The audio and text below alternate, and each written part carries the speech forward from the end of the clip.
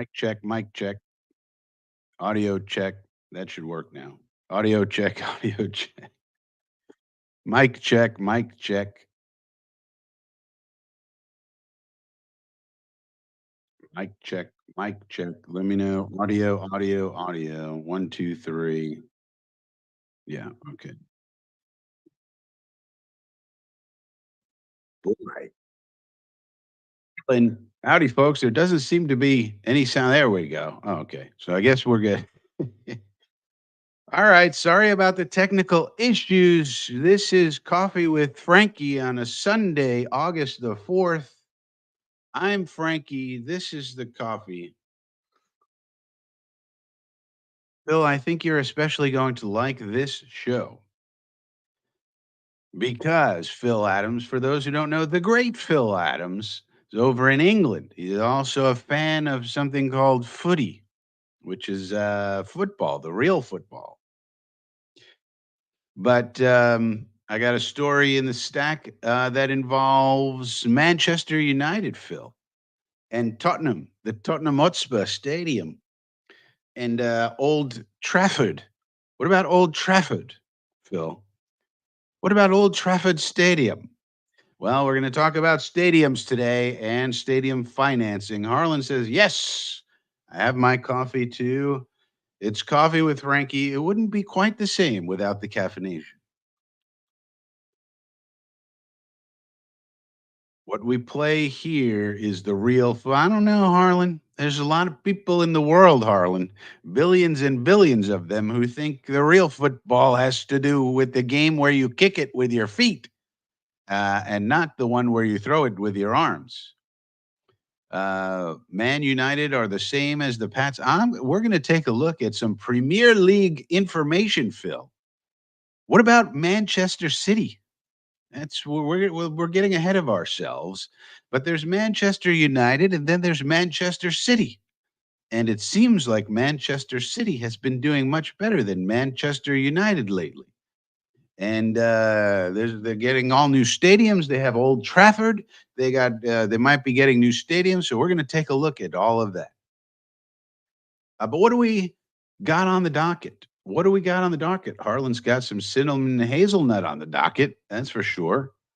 This computer, by the way, got a new laptop. And so this one should be able to run things that I want to do. Let's let's find out if that's true. Uh, let's see. What do we got on the docket today, Frankie? Well, let's take a look. One says what they play elsewhere is called soccer. Yeah, by the Americans. Phil says yes. The blue Manx are all money these days. See, now you're getting ahead of me. I don't know what that means. Blue Manx. Well, you'll see. Yeah, I'm going to need your help, Phil, when I go through this information. Some of it. John's here with his coffee. Good morning, John. But this is what we got on the docket. Let's start with the old green and white scrimmage. We'll go from left to right. Green and white scrimmage. The Jets had a green and white scrimmage yesterday, and of course, it was not televised, but we created a feed, what we call a feed on X of all of the people covering the practice. And as you can see here, I got a list basically of all these people here.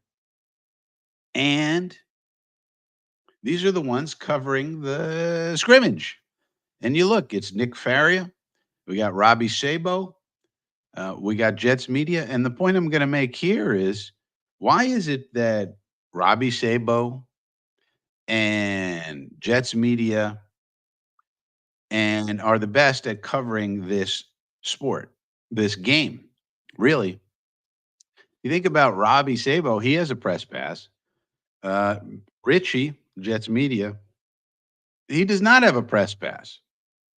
But if you go through this timeline and you see who is doing the best at covering the actual game, the actual thing going on in the field, look at Richie, how Richie covers it. Rodgers goes right back to Lazard deep down the field. Lazard mosses Eccles. Lazard starts talking trash, rips his helmet off after they clock the ball. Rodgers gives Lazard a big hug. Solly Thomas didn't like that and started talking back. That's how he covered the same event that Nick Faria. After losing a contested catch battle against Eccles, Lazard makes a great leaping grab for the first down with 3 seconds to go. That's how he covered the same thing. And then you have Jets. Look at how Jets media is giving us the information. He's giving us down and distance. He's telling us exactly what happened in very good detail. And look at how here's Dennis Wazak. He covers the team for the Associated Press. This is not good. And where's everybody else? So you see, I have Samini. So what happens is in this list, anytime one of these people makes a tweet, it goes into this list. Brian Costello said it's Egypt hot at Jets practice today. That was his contribution to this. Why? Look as you go down the list. Here's Antoine Staley. He covers us for the Daily News.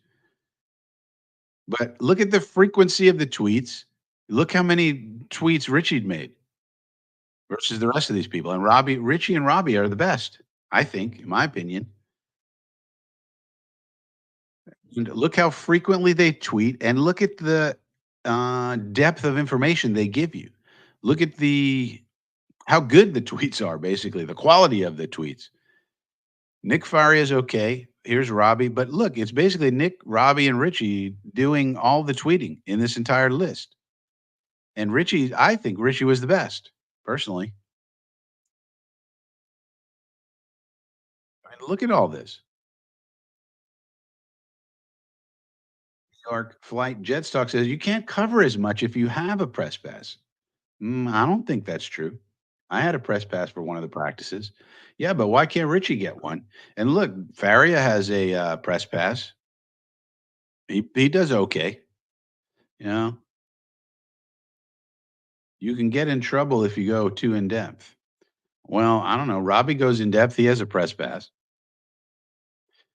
Either they should be allowed to do it. New York flight Jets talk.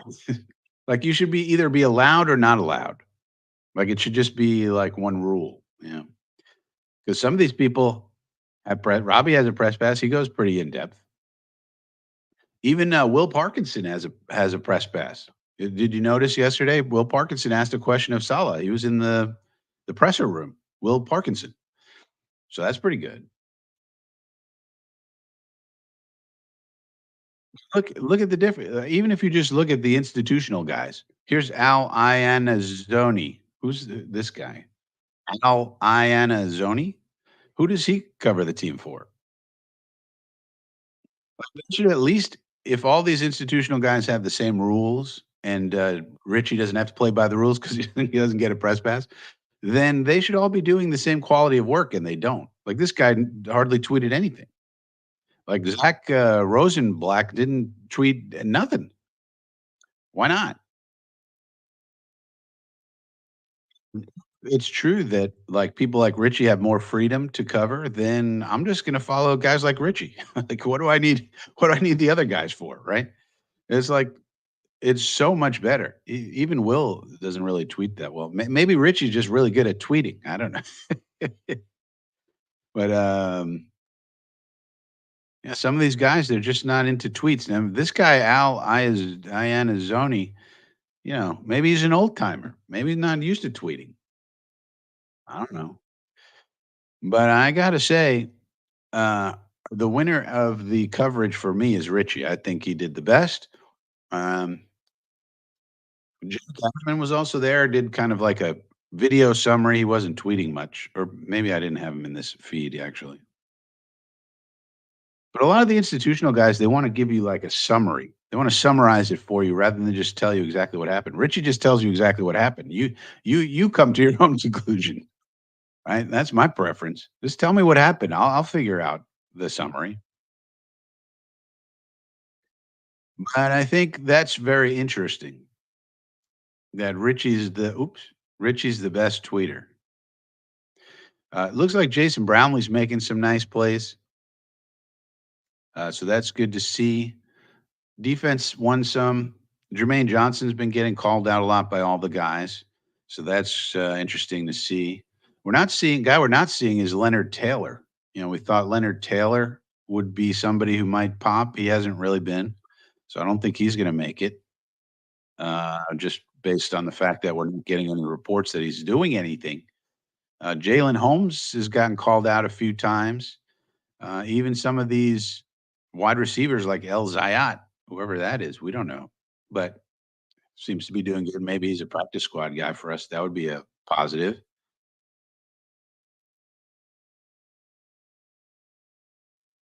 And our linebackers are actually looking good. If you go through here, Zaire Barnes has been doing good. Sherwood, they're saying, is looking a lot better. So that's very encouraging.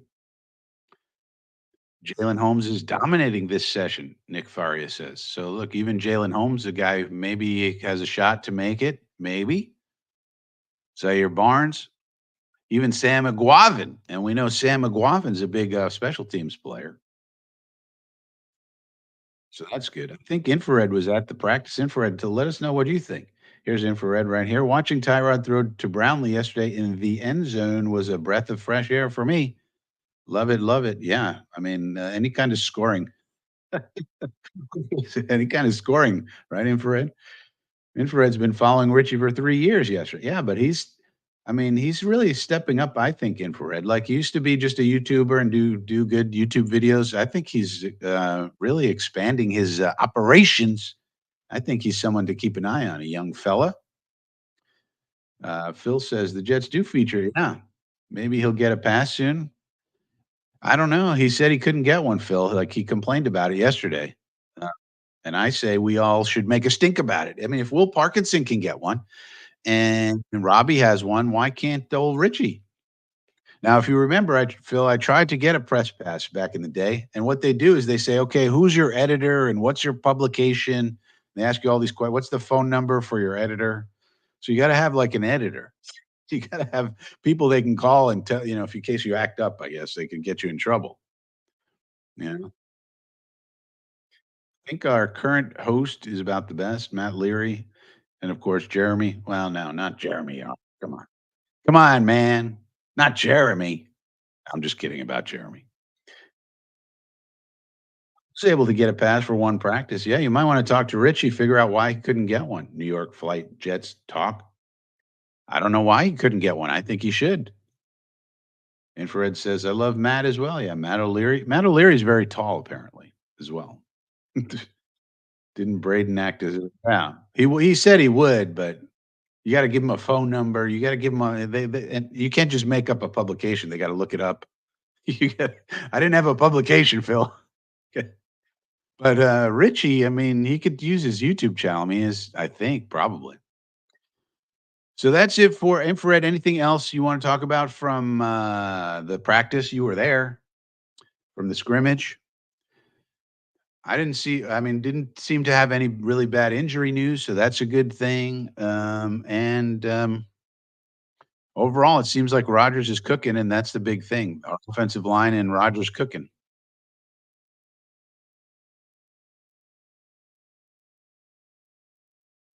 Unofficially, Rogers 19 for 30. 19 for 30. That's pretty good. But there was three drops, a clock play. He looked fine. He looked fine, Samini said. Somebody asked Richie about the injury. I think it's up here. Here's Richie and Jake. Infrared says, guys, Stiggers is going to be special. All right. Quantez. I love Quantez Stiggers. He was really fun to watch yesterday. Also received punts, but that's probably because Gibson is gone for 2 weeks. Well, you never know. You need backups, Infrared, right? You never know. Here's Richie and Noel Jake. Sauce was on the sideline without pads. He played great. All right, this is good news. I mean, Salah had a lot of good things to say about Stiggers Infrared. So that's good news. Here, Blue here. Killing this monster. Look at this monster. Uh, kill good money.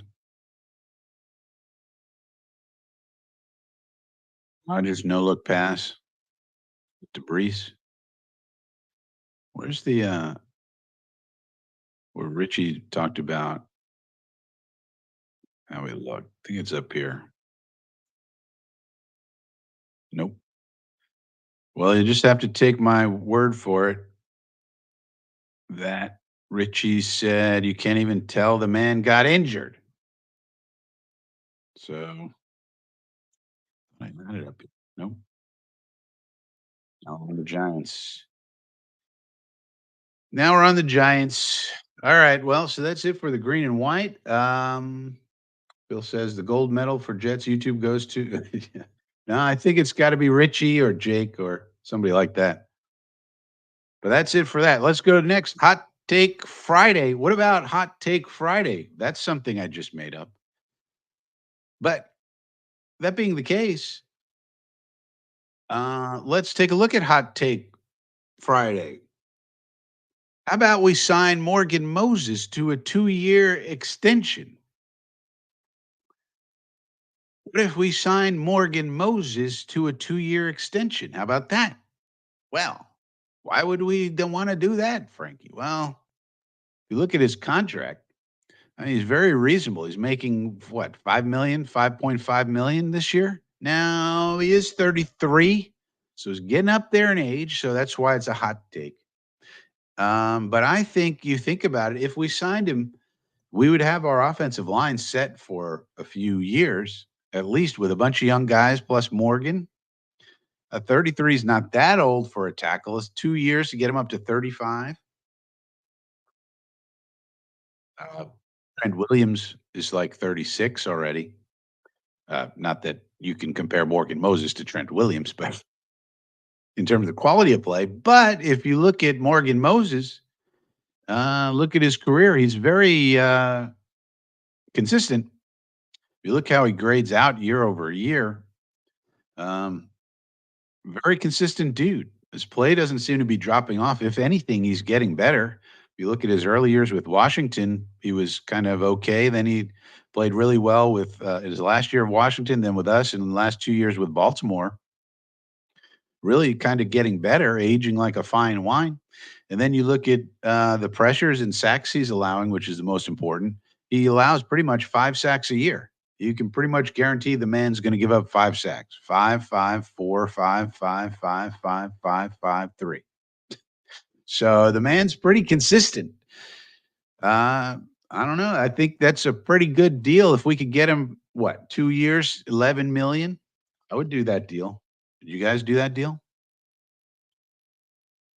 If he stays here, he's a pipeline. And these guys take a long time to develop. Like Carter Warren may not be good until 2 years from now. These guys sometimes they take a little while.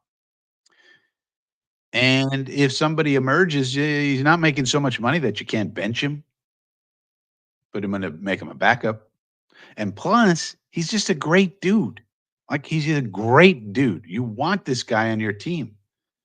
Like, you know. So that's what I think for hot take Friday. Look at it. Look at his last year. I mean, you can see even his grades went down as the season went on, and we know that's because of the injury that he suffered.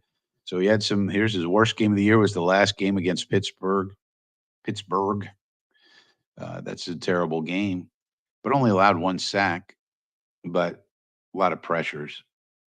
It's clearly his worst game. Pass blocking efficiency 87.5 is terrible, but overall 96.5 is decent. So I don't know. I think we should resign this man. He loves our organization. He's a very positive individual. He's only 33 years old. That's kind of, he's getting up there. But at the same time, we don't have a ready replacement like we do on the left side. So I think Morgan Moses as a hot take. Come on down. We sign him and keep our line in place for a couple more years. All right. Next news item. All right, the NFL's top offensive linemen. Do the Jets have any? Speaking of offensive line, and if you're a fan of the Frankie from Flatbush show and Coffee with Frankie, I'm going to talk about offensive line. It's the most important position group on the field other than quarterback. So let's see. Now, let's go to trench warfare. Brandon Thorne. As you know, longtime listeners will know Frankie uses the Guru system. Uh, What happened to the bell right there, Harlan? I got the bell. Are you not hearing the bell? I got the bell. Um, the guru system. So for offensive line, We use Brandon Thorne as our guru. Brandon Thorne is one of the best offensive line evaluators around, in my opinion. He puts out this newsletter. Harlan says, I don't hear the bell. That's odd. You hear that one? Bell volume is low.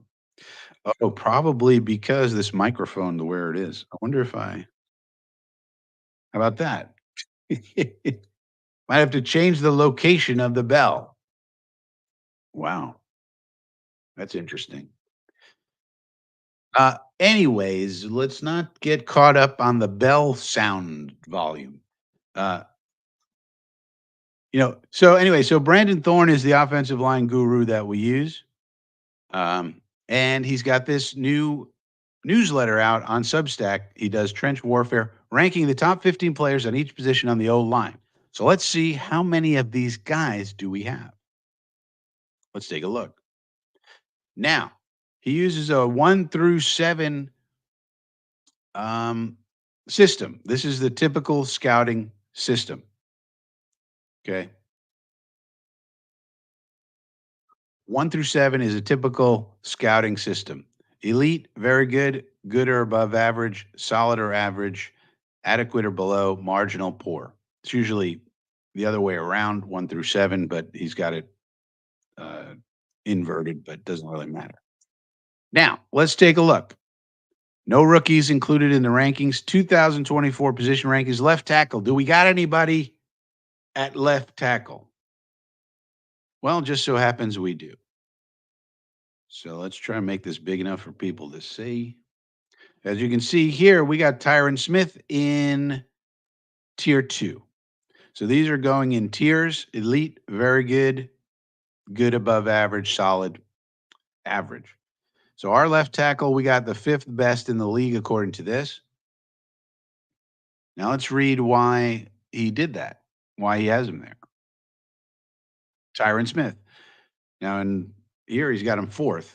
On top he's got him 5th, but maybe we got the 4th best. Smith is at the end of a Hall of Fame worthy career, and he is coming off a vintage season in 2023 that saw him earn a second team All Pro status thanks to dominant play and a level of juice that we haven't seen in a couple of seasons.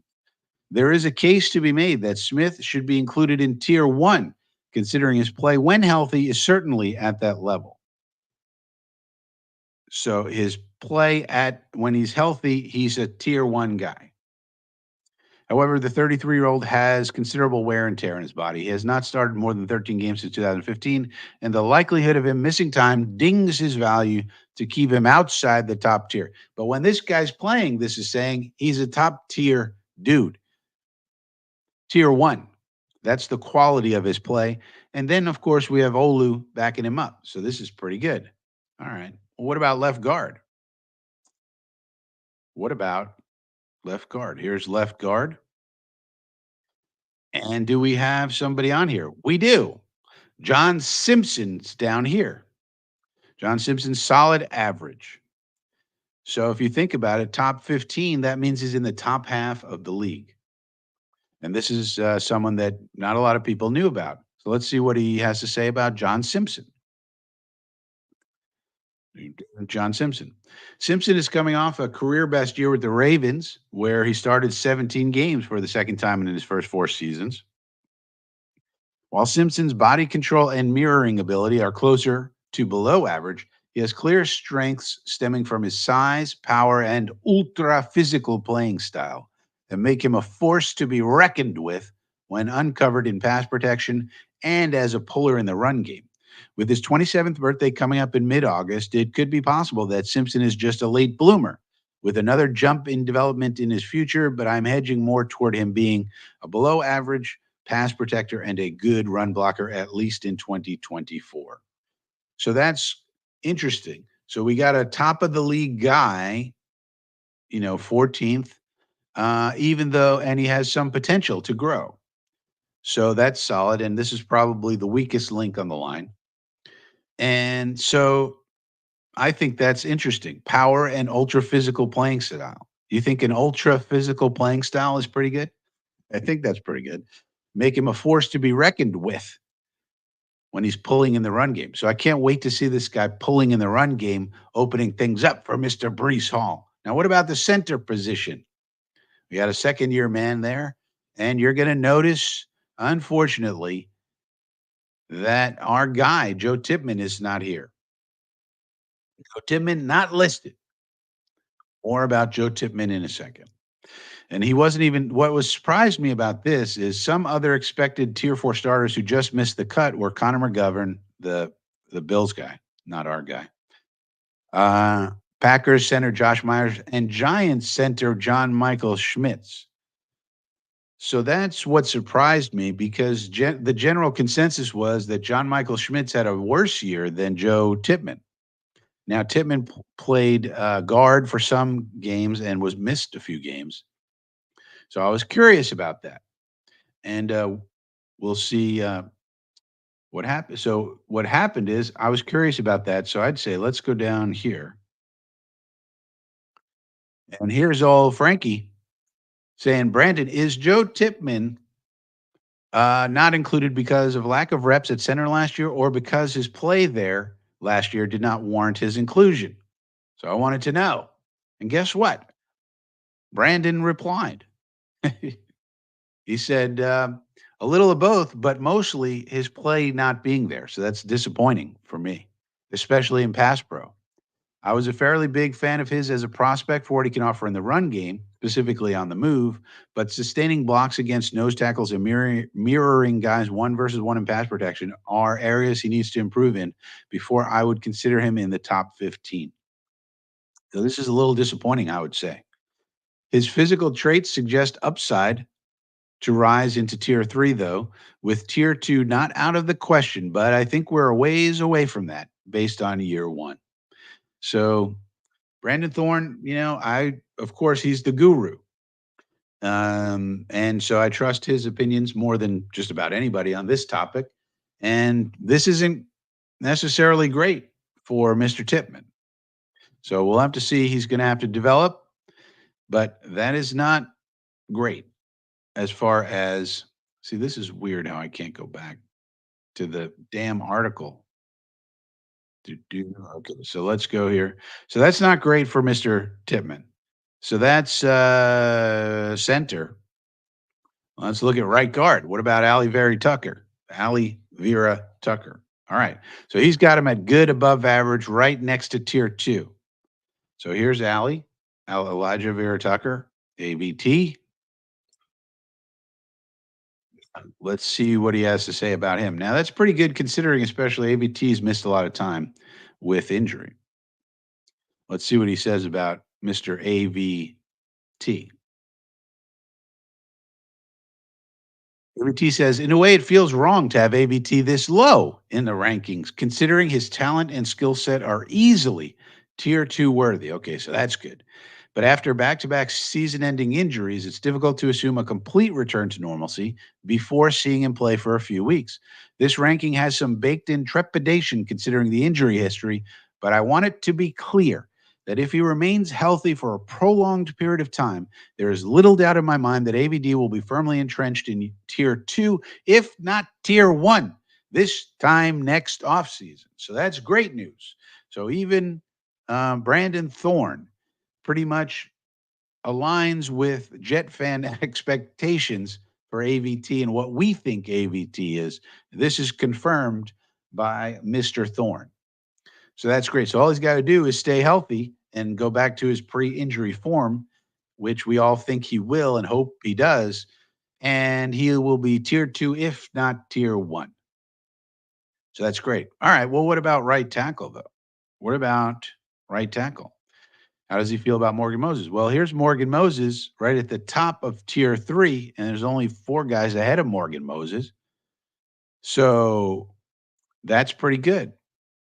That's pretty good. And another reason why maybe we should sign him to a little 2-year extension. Tier three, Morgan Moses. Moses has experienced a bit of a late career renaissance over the last couple of years as a featured run blocker in the Ravens counter series that has unlocked another layer in what has already been a rock solid skill set. What was already a rock solid skill set. Rock solid. So that's good. Moses missed 3 starts last season due to a torn labrum that he played through for the majority of the season, but he's an Iron Man. Those 3 games were the first he missed since taking over as a full time starter in 2015. His well rounded game and dependability warrant this ranking being his floor. So he could improve even more. So I think this is really good news as well.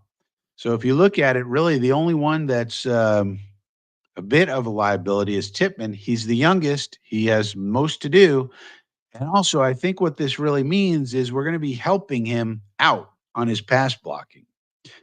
And so, if you look at this combined with what Robert Sala said, and this may explain why he's having his snapping issues, Mr. Tipman. We need you to snap the ball, Mr. Tipman.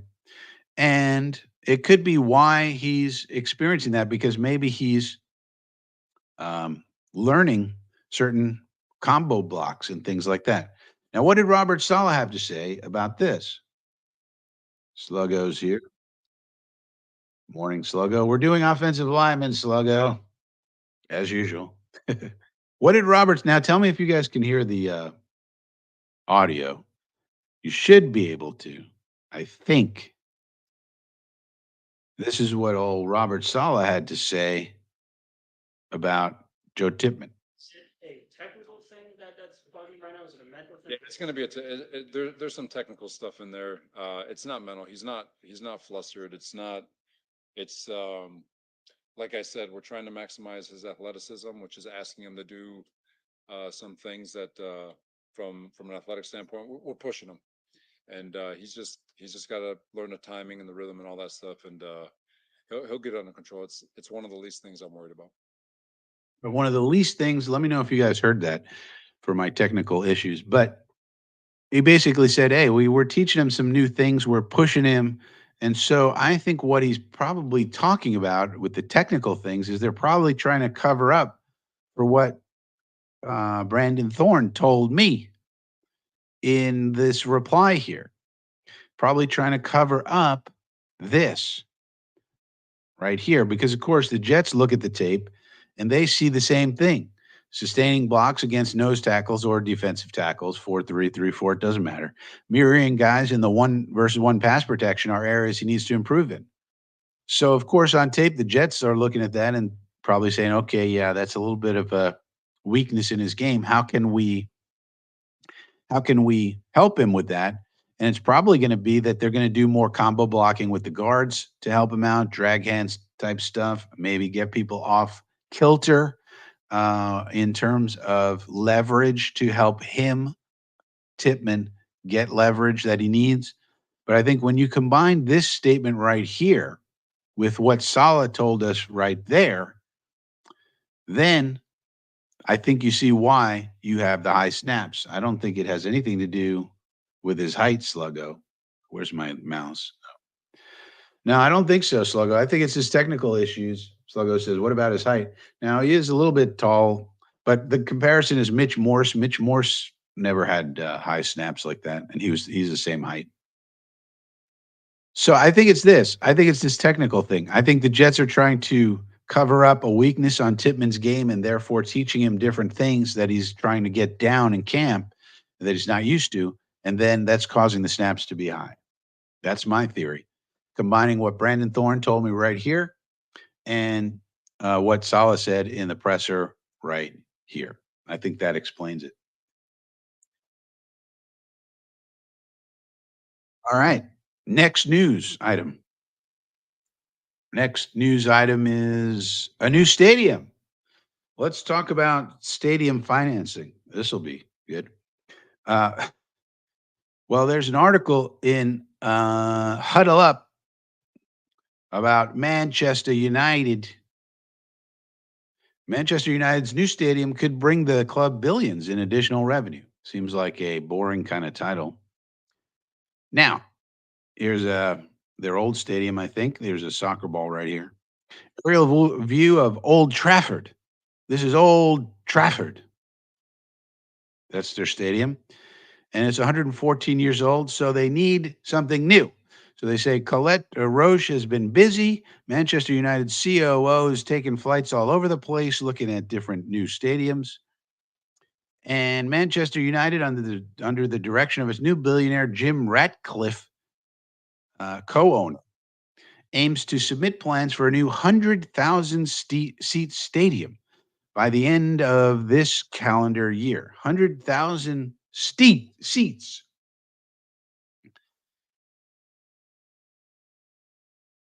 I know what this means, Phil. Old Trafford is too old. It's called Old Trafford, Phil. I like those old stadiums, Harlan says. Well, the new stadium would be built in the parking lot next to Old Trafford on 100 acres of surrounding land that Manchester United already owns. The project would take 6 years to complete, and the stadium would cost at least $2.6 billion. This plan aligns with Ratcliffe's desire to build a Wembley of the North. We're building a Wembley of the North, the largest stadium in the UK and the second largest in Europe behind Camp Nou. Many details are still unknown, but this would be a welcome development for most fans and players. The club's current stadium, Old Trafford, hasn't had a major upgrade in 20 years. The infrastructure is breaking down, like when massive amounts of water leaked onto fans and into the locker rooms during a rainstorm in May. Away team fans also commonly chant, Old Trafford is falling down, falling down, falling down. Old Trafford's falling down, da da da da. That's not good from their corner of the stadium during matches. And it's not like Manchester United matches are cheap to attend either, as tickets range from $40 to $700, depending upon the opponent and the type of seats. All right, but some fans have voiced concerns about knocking down a 114-year-old stadium. However, renovating Old Trafford would require Manchester United to close part of the stadium during renovations, guaranteeing a significant drop in matchday revenue and putting the club at a disadvantage compared to other Premier League teams. In contrast, a new stadium wouldn't impact Man U's matchday revenue because it would be built in the parking lot next door. Manchester United also wouldn't have to pay the entire $2.6 billion bill by itself, as UK Prime Minister Keir Starmer is reportedly open to assisting the project via partnership. All right. So when we're talking about a new stadium, we need to figure out when is it going to be profitable? If I pay 1.6 billion today, when is that going to be profitable for me? 1.5 billion. So we say, here's the example right here. Take Tottenham, for example. The Tottenham Hotspur. The North London club was making 57 million in annual matchday revenue at its previous stadium, White Hart Lane.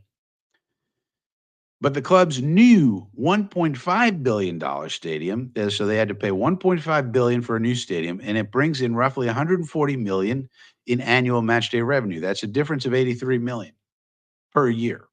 So how many years at $83 million per year is it going to take for me to make back my 1.5 billion? Because I got to pay 1.5 billion dollars.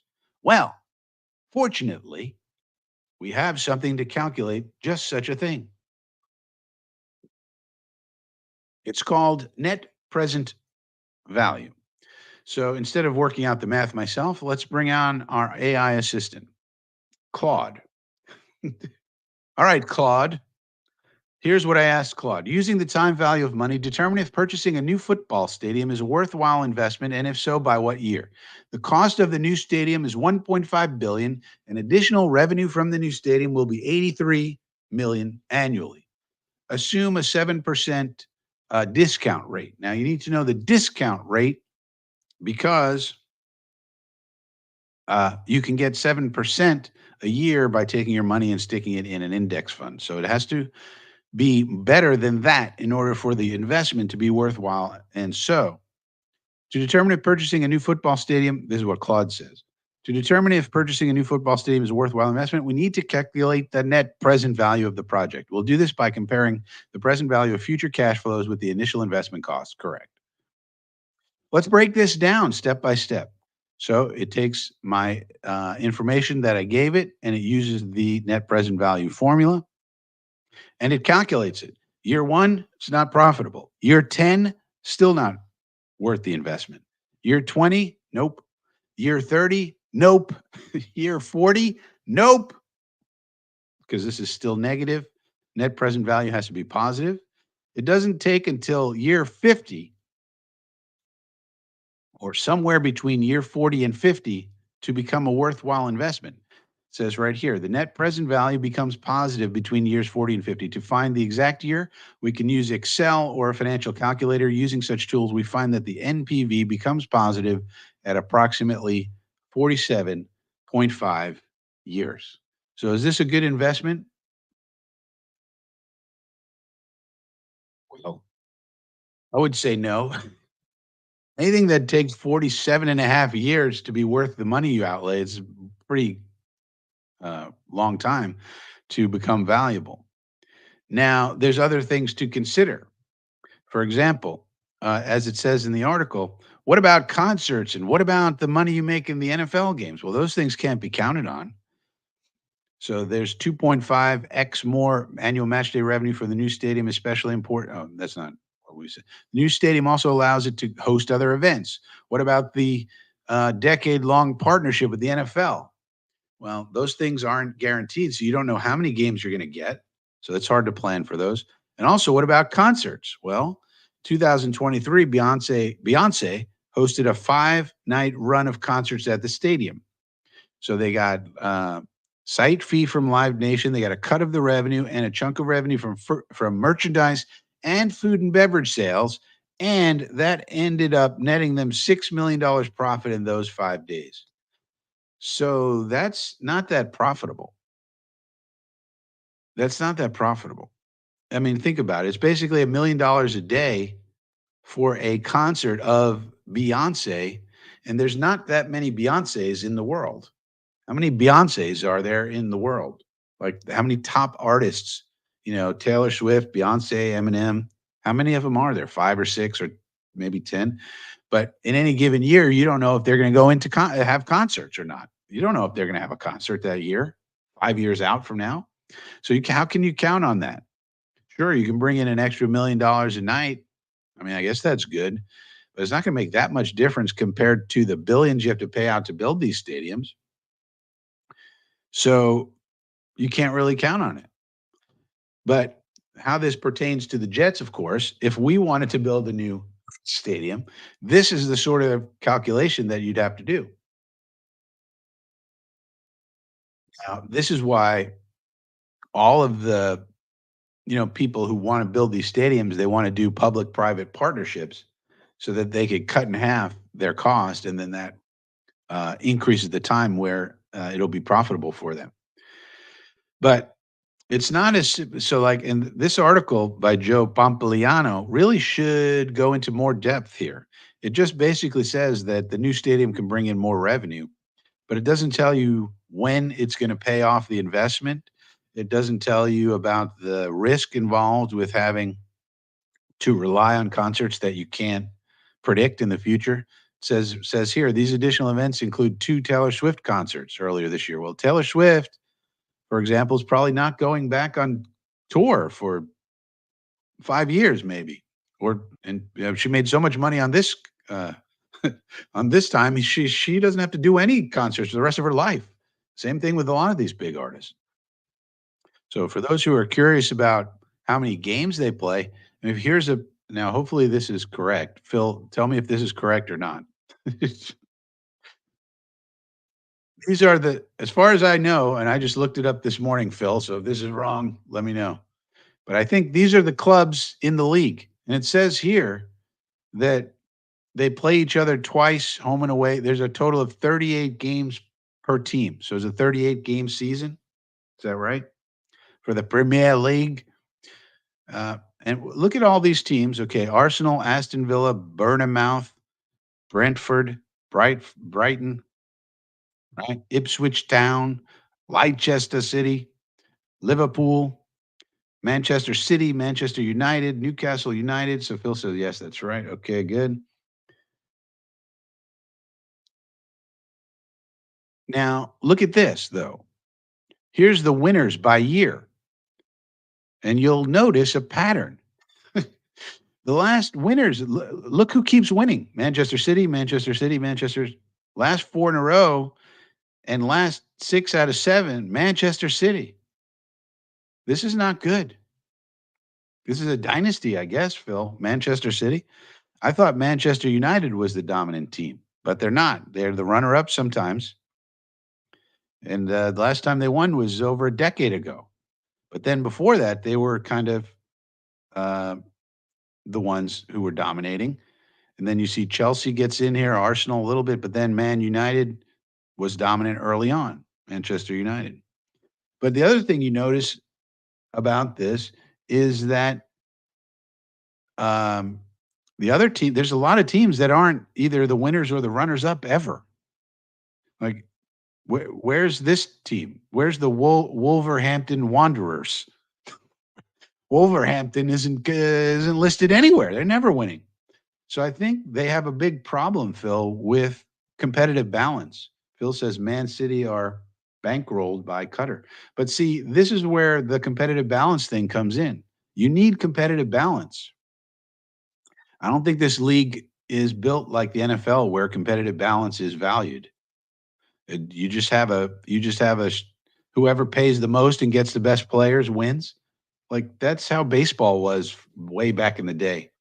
That's not, and when the Yankees won all those championships, remember, it's because they paid everybody the most. Joe DiMaggio and Mickey Mantle and Whitey Ford and all those people. Well, that's not good for the league. I don't see how this is good for the league. Phil says, Wolves is 20 miles from my house. They talk funny and sleep with their sisters. Well, that may be so, Phil, but they should have a chance to win. Manchester City owned by Sheikh Mansour bin Zayed Al Nahyan. Well, maybe so, but I don't care who owns it. We got to have some competitive balance. Otherwise, it's not a fair league. How is this the Premier League of football, Phil? This is supposed to be the best football league in the world, isn't it? Or one of them. And then we don't have any competitive balance. In other words, they don't share revenues. They don't have a salary cap. They don't have a salary floor. How is that possible? They don't do a draft. How do do they have a draft, Bill? How do they get their players? They just sign them out of college or something? And then whoever pays the most, that's how it used to be in baseball way back in the day. And that was not good. And this is what happens. Used to be New York Yankees, New York Yankees, New York Yankees, and nobody else had a shot. And then they kind of realized, well, maybe we need some. I mean, somebody has to be talking about competitive balance, Phil. It isn't. It's crap. That's why I watch NFL. But there's a lot of fans for this league, isn't it, Phil? Isn't it popular? So what about all the other fans who are watching this? Are they not screaming about competitive balance, competitive balance, competitive balance? That's what I would do. Every tweet I would make if I was a big fan, I'd be talking about competitive balance. This is not good where somebody comes in, some rich guy comes in, buys a team, buys all the players, and there's no salary cap, there's no salary floor, there's no draft, there's no sharing of revenues. What are we talking about? Why are we watching? Manchester City's going to win. We the outcome is predetermined. Man City will win. Like no, all they care about is their team winning. Well, their team's not going to win though, Phil. Like, what about all the fans of Wolverhampton or West Ham United or Tottenham Hotspur? What about the Tottenham Hotspur fans? What about the Southampton's never going to win? Nottingham Forest is never going to win, Phil. Nottingham Forest. We got the players out the forest. They're not going to win. These people are not going to win because they don't have the players. You can't win without the players. What do they think? They're going to just have magic or something out of the forest? They're not going to win. Newcastle United's not going to win. Ipswich Town. How about Ipswich Town? Let's get it. What about Fulham? Where are they at? They're not going to win. Nobody's going to win. So that's the point. It's like, okay, the fans of Manchester City and Manchester United are happy, but There's 18 other teams. I don't understand this. And look at these stadium capacities. Also, one of these teams here, Burnham Mouth, has a stadium of 11,000 people. Hello, 11,000 people. It's like the same amount of people who lived on my block in Brooklyn. I mean, come on. And then you have, Manchester United, the old Trafford that they're looking to replace that we were just talking about. That holds 74,000, and their new stadium is going to have 100,000. So they're going to have a stadium that's 10 times the size of Bournemouth.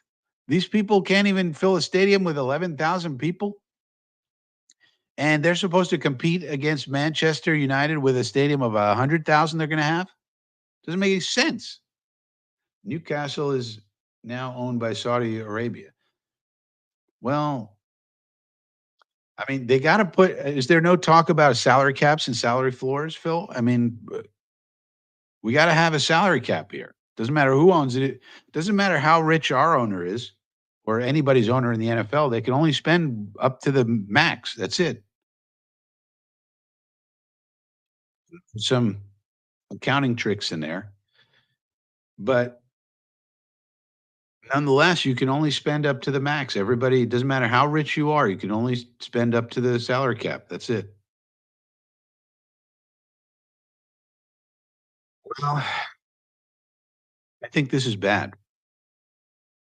But nonetheless, the most important part of this was about the stadium. So, if we're going to have a discussion about the stadium, here's what I would say about that. If we're going to have a discussion about our stadium, it has to include an analysis like this. What is the net present value?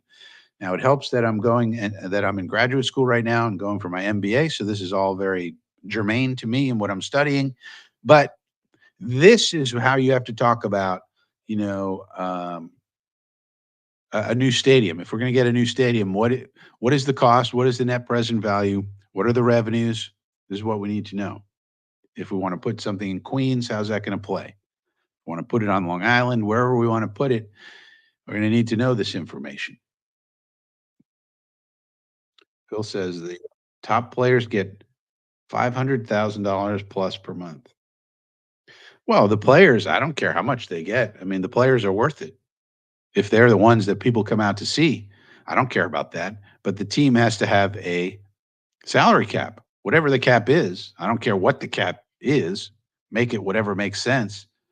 But there should be one and a floor, a cap and a floor. That's how you get it. That's what the NFL has, and revenue sharing. So all the television revenues have to get split evenly among the teams, like that. Yeah. Well, this is the political, right? So if you're going to do it, then you got to think about this is just the financial, right? Right. So Madison Square Garden is owned by what's his name, uh, JD and the short shots, whatever his name is. I forget his name, but anyway, that guy has political power, some political power inside New York City political structures. Well, then Woody Johnson's got to be doing the same thing.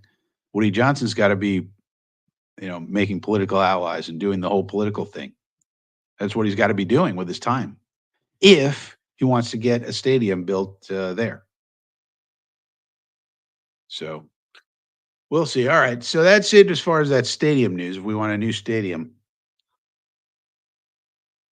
All right. Final news item of the day. Then we'll do questions and answers. If there are any questions, we'll do answers. Match quarters Jets defense. Let's see if this works. See if this works. Do-do, do-do. This is Match Quarters. This is Coach Cody Alexander. I highly recommend you subscribe to Match Quarters. This is on Substack. You will learn a lot. Coach Cody Alexander is awesome. This is the Jets defense. It's a little bit old, but this is what we play. So I wanted to run this and see how this looks. All right, so we got the coach up here. This is our defense, actually from the Hall of Fame game a couple of years ago, but it explains quarters defense.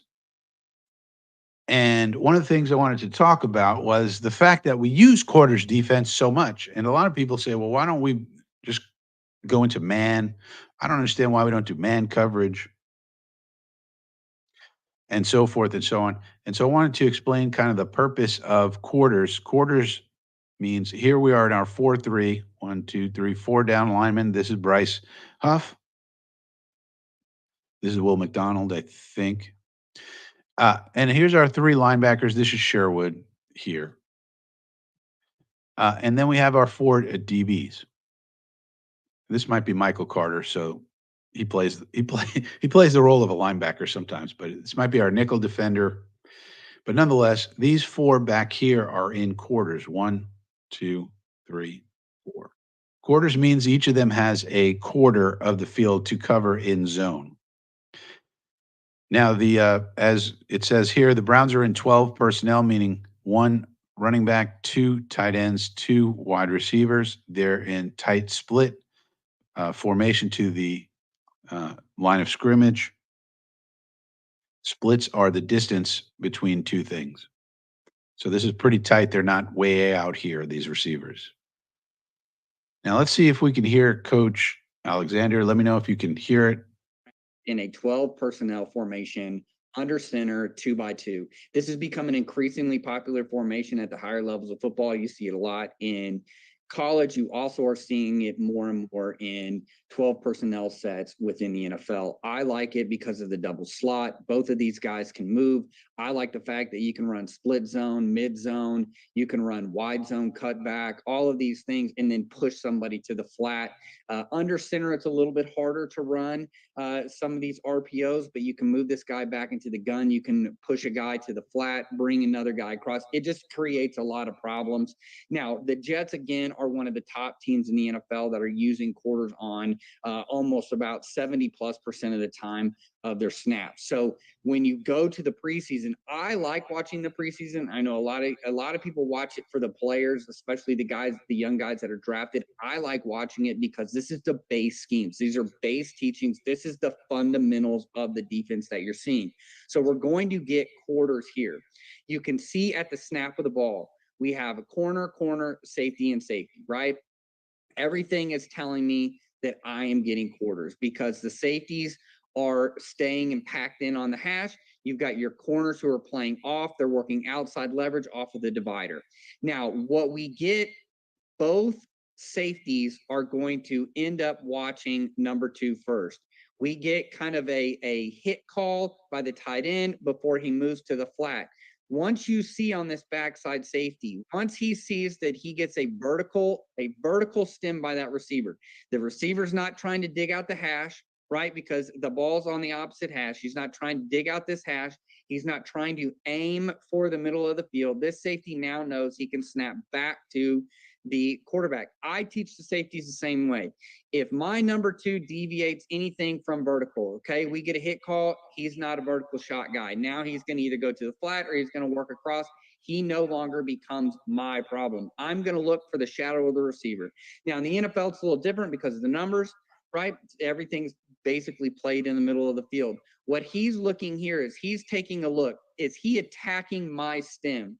Is he trying to dig out this corner? He understands that the corner by divider is going to play on the outside anyway. So once he identifies that this is a vertical stem, that receiver is not coming off his vertical stem. So what we're getting is probably some sort of a comeback. If he does run a post because of that, he can then accelerate to the middle of the field. He just has to be underneath it because the corner is going to be over top. If it is a dig, he knows that he's going to be able to cut underneath back on top of that from depth. He'll probably get an in call by this corner. So while still looking at 35, you can see now he snaps his vision back to the quarterback, and now he's going to go close the post. Okay, so we get a little bit of an option route sit down, essentially a curl flat concept to the backside. Let's go watch this front side. This is going to be the box side of our coverage. Now, box is the most rudimentary way that you can play quarters. All a box means is we're going to have a flat defender, a wall defender, and 2 cap defenders. It creates a box, the geometry of football. So on the snap of the ball, again, we get a hit call. Safety sees it. He feels that presence. Notice how this receiver is running at the safety. So he keeps his eyes on it. What I really like about this is what you would call a railing. right? We're going to zone it. When I have one receiver going vertical, it's an ambiguous stem. He's kind of inside. He could end up going outside. He could end up running a post. You want to end up railing it, meaning I am a train on tracks. Remember, trains can't go anywhere because they're on tracks. They have to go where the track is. So my track is this vertical, the corner's track is that vertical, and they are working to, as I look at it and I explain it to the kids, as it's like bowling with safety bumpers on. Here's your bowling ball. Wherever side he goes, you're going to collect it and bounce it back to the other side. If he wants to run a post, the safety is going to take it. He wants to run a corner, the corner is going to take it, and that safety is able to then stay on his rail. Once he sees this quarterback angles, right, he sees, okay, I'm getting an ambiguous vertical stem. Now that he pops out, I'm going to look at the quarterback angles. Notice how his shoulders are down, pointed up and down, meaning that I'm going to get a vertical throw. Both these safeties start hauling it to the middle of the field. The quarterback sees that and he checks it down. What I really like about the nickel play here is a cough technique, curl over flat. He is going to hang as much as he possibly can with depth. He's blind to this guy. He doesn't know if maybe he's running an inverted sail or an inverted corner trying to work back out. He's looking at that quarterback.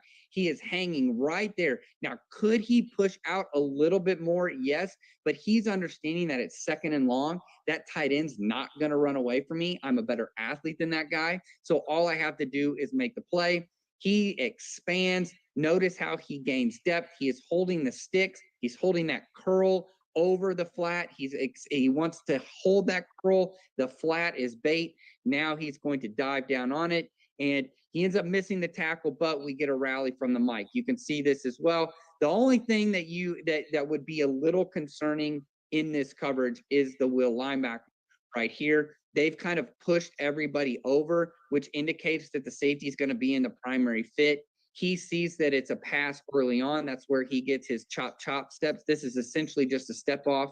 He sees that, okay, I'm no longer here. The only issue that you're going to have with this is that you're going to get a late push here. He's seeing him block. He's going to protect the vertical first.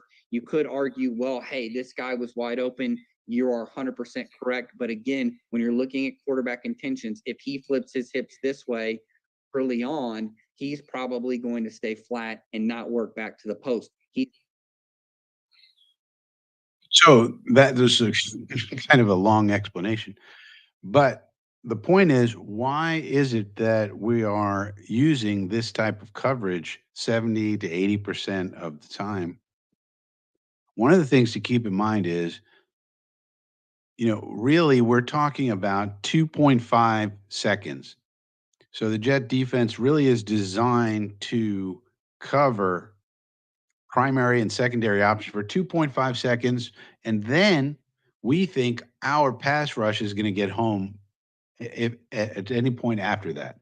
So basically, you have to get rid of the ball within 2.5 seconds, or else our defensive line will be there to sack you. That's basically what we're doing. And the goal of the defense is just to make sure that the primary and secondary targets are taken away initially, and then our D line gets home.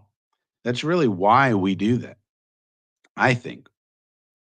And so it's another reason why we need Mr. Hassan Reddick to get in here, because the pass rush is so important. But keep this in mind. We're going to be in quarters 70, 80% of the time. That's just how we do it. So I just wanted to show that out. Yeah. No, we're not gonna be playing man sluggo. Sorry. Sorry, that's not happening. Now we'll play it sometimes, and sometimes there's match coverage, and sometimes there's other types of coverage where they'll be in man-ish coverage. But for the most part, we're going to be zone. That's how we do it. All right, so that's it as far as the news is concerned. Q&A. Let's go to Q&A. If there's any Q's, I'll see if I have any A's. Let's get rid of this. But there may not be any Q's. Let me know if there's any questions in the chat. We're about an hour in, so if there are, I'll see if I have any answers. But otherwise, that's all the news we have for this Sunday. unless there's any breaking news items, which we'll check here for a second.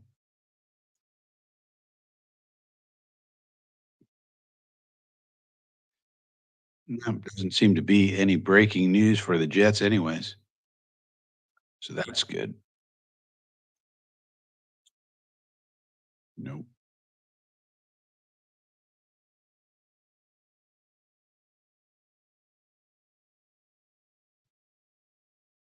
A lot of Giant stuff. The Giants are practicing today, but the Jets are not. Bill says, you guesting this week? Nope. I have no guest requests. If anybody wants me to be a guest, feel free to hit me up on X, Flatbush Frankie. Happy to do some guesting. But no, nothing lined up this week, Phil. Last week we did the Nick Shine program. I think we had some technical issues.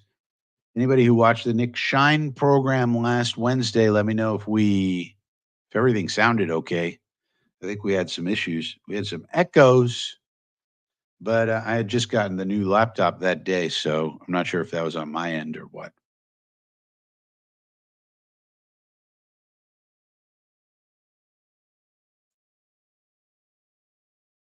All right. Well, otherwise, thank you for joining me on this Sunday Coffee with Frankie.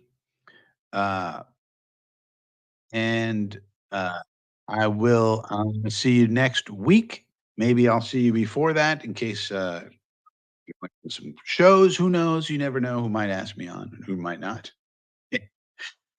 So let me know if you have any other thoughts or questions. Follow me on X. Otherwise, I'll see you next week, next Sunday, Coffee with Frankie, and I will see you all then.